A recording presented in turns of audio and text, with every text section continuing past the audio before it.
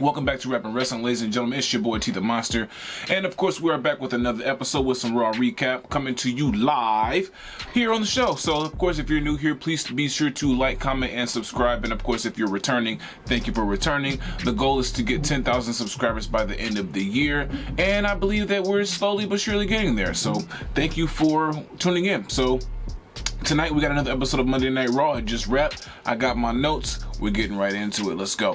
So first segment of the night, of course, you had Jey Uso, of course, coming out to the ring, and he was greeted by none other than Paul Heyman, of course, who comes out and basically says that I have a favor.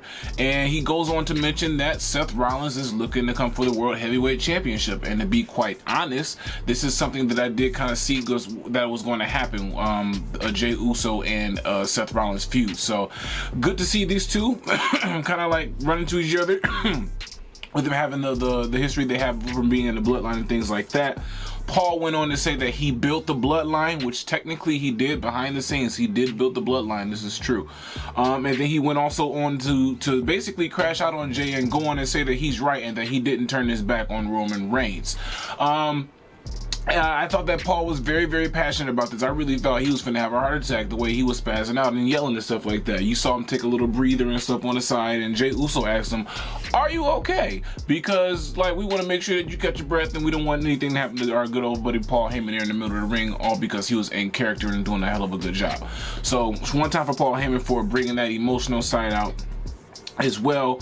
And he went on to say that Seth has to have the championship, which is like, oh, okay, so they're kind of foreshadowing that this is going to be a nice little feud here between these two.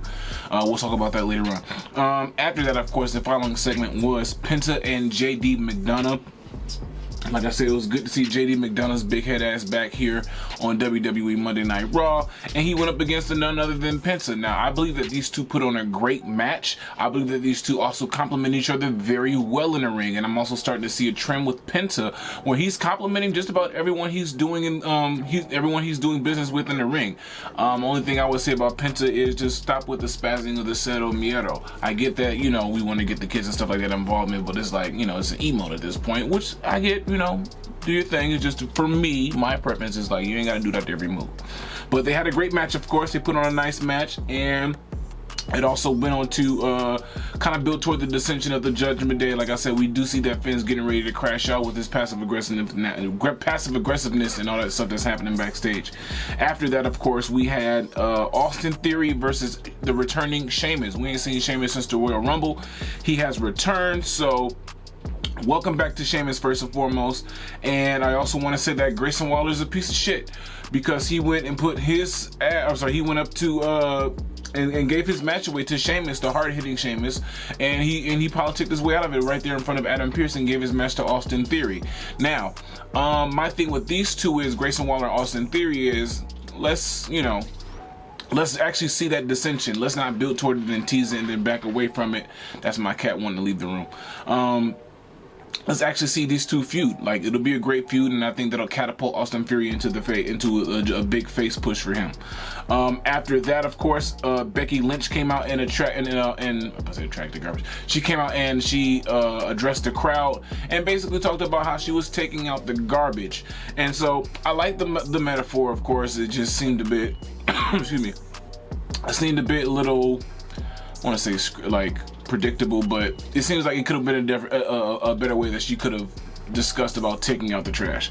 I did like it though, you know, it wasn't bad, but I like Lyra coming out and interrupting, of course, her getting involved and basically telling Becky, I've defended this championship more days than you've been on the roster this year, and came at her and shot a little dig at her. And it's like, okay, they kind of put Becky in like a little corner, they kind of backed her up, and then they started with the windmill arms and they started swinging and shit. So I think that they're going to have a great match at Backlash coming soon. I'm going to do a predictions,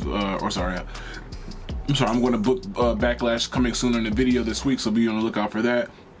I think that these two will definitely have a great match at Backlash, and I'll talk about who I think is going to win later on. After that, of course, we had another women's match. Like I said, they're showcasing more of the women on the roster, which is great.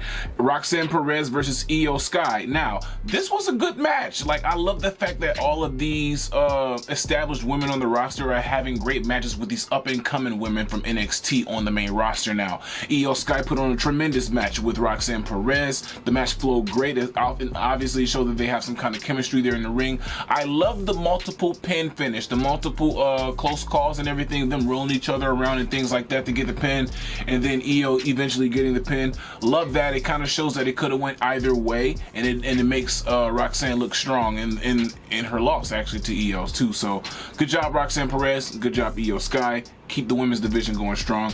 After that, of course, we have Rusev versus Otis. Now, I recently dropped a video on who I believe Rusev's top 5 opponent should be. Be sure to go check that out if you haven't already.